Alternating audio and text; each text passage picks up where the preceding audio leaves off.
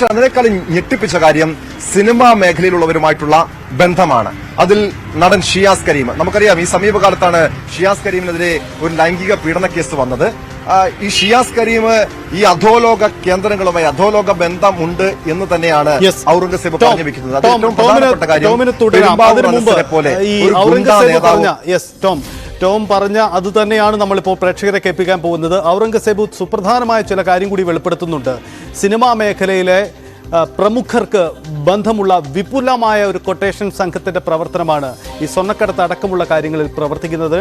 അതിന് ചില സുപ്രധാന കാര്യങ്ങളും ഔറംഗസേബ് പറഞ്ഞു വെക്കുന്നു. നമുക്ക് ഔറംഗസേബിന്റെ ആ വാക്കുകൾ കൂടി കേൾക്കാം. അതിനുണ്ട് ഷിയാസ് കരീം ഉണ്ട്. ഷിയാസ് കരീം എന്ന് പറഞ്ഞാൽ അനസിനെ ഇവിടുന്ന് ഇപ്പൊ അവിടെ കൊണ്ട് പരിചയപ്പെടുത്തി കൊടുത്തേക്കുന്നതും എല്ലാം ഷിയാസ് കരീമാണ്. ആ ഗ്യാങ്ങിലുള്ളതെന്ന് പറഞ്ഞു കഴിഞ്ഞാൽ അതിന് മുമ്പ് ഒരു പെണ്ണ് കേസ് ഷിയാസ് കരീമിന് വന്നിട്ടുണ്ടായിരുന്നു. ആ സമയത്തൊക്കെ അനസിന്റെ അടുത്തായിരുന്നു ഷിയാസ് കരീം. അവിടെ തന്നെയാണ് ഷിയാസ് കരീമാണ് ആ ബന്ധങ്ങൾ അവിടെ ഉണ്ടാക്കി കൊടുത്തേക്കുന്നത്. പിന്നെ കഴിഞ്ഞ പ്രാവശ്യം ഷിയാസ് കരീം വന്നേക്കണ വീഡിയോസ് ഒക്കെ ശ്രദ്ധിച്ചറിയാം. കാര്യം ഇവിടെ വന്ന ആകെ ഫോളോ ചെയ്തേക്കണ അനസ് ഷിയാസ് കരീമിന് മാത്രമാണ് ആ ഫോളോ ലിസ്റ്റിൽ വന്നേക്കുന്നത്. പിന്നെ അവരുടെ നല്ല ബന്ധങ്ങളാണ്. ഇപ്പൊ ദുബായിലും ഓൾറെഡി ഇപ്പൊ ഗോൾഡിന്റെ പരിപാടി തുടങ്ങിയെന്നാണ് ഞാൻ അറിഞ്ഞത്. അല്ല, ഇവര് തമ്മിൽ ഒരുമിച്ചാണ് നിൽക്കുന്നത്. അപ്പൊ ഗോൾഡ് കടത്ത് സിനിമ മേഖലയിലുള്ളവർക്ക് ഈ സ്വർണ്ണക്കടത്തിലൊക്കെ പങ്കുണ്ടെന്ന് അല്ലെങ്കിൽ അങ്ങനെയുള്ള ചില ആരോപണം ഒരു കാലത്ത് ഉയർന്നു വന്നതാണ്. ഉറപ്പായിട്ടും നിങ്ങളെപ്പോലുള്ള ഈ ഗാങ്ങുകൾ കേന്ദ്രീകരിച്ച് തന്നെയായിരിക്കും ഇതൊക്കെ നടക്കുന്നത്.